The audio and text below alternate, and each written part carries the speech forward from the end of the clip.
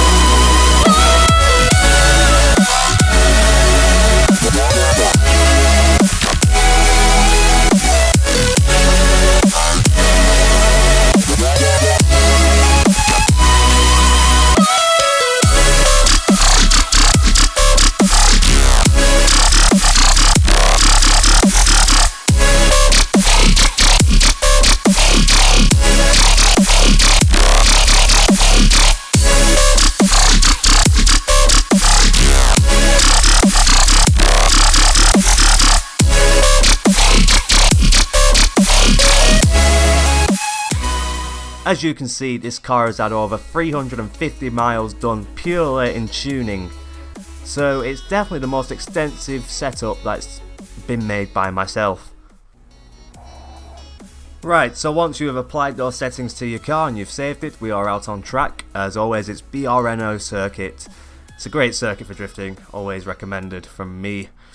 Let's jump into the car, let's get the info on screen, and let's go. Now, this car's main characteristic that you'll need to be aware of is the power band. Now, as you're aware, the P1 is electrically assisted.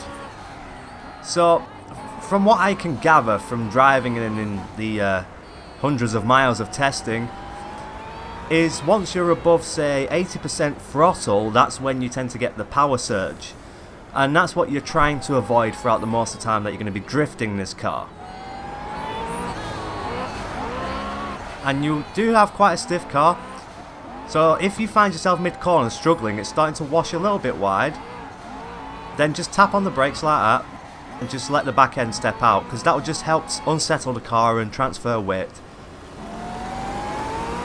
So yeah, it's mainly just don't push the car too hard. You don't need to drive it at 10 temps, you don't need to drive it flat out.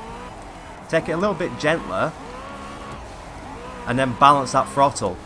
That throttle is the most important thing, because if that power kicks in from the electrical unit and you get that power surge, you'll certainly know about it because you'll be facing the wrong way.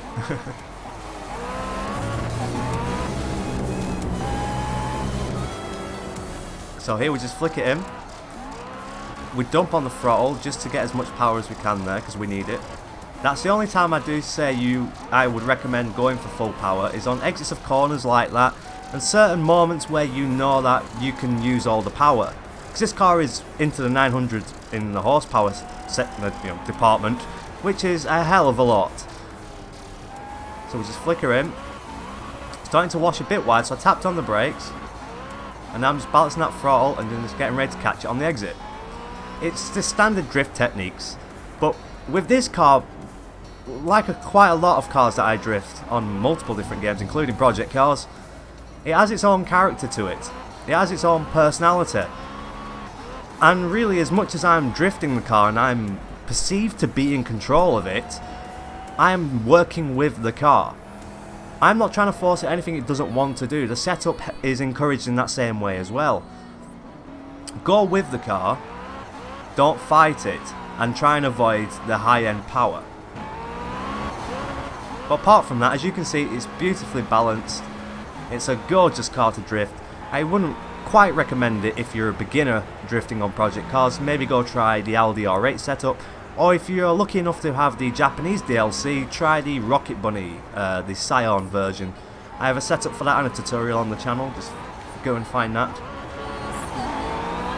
So there we just get the power out, and then we can just wind it into fourth there and go flat out. It's glorious. And if you're the sort of person who does a lot of my drift setups and tries them out, you'll be able to use a very similar technique to what you use with the McLaren 12C setup tutorial video. See, and that's what happens when the power kicks in, you just go too far. Oh god damn electrics.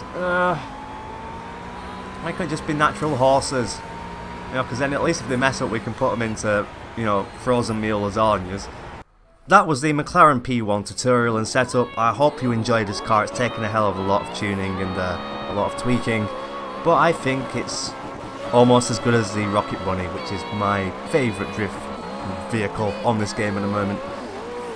Do enjoy it, and do feel free to recommend the car for the next tutorial. I love you all as always. I'll see you in the next video. For now, goodbye.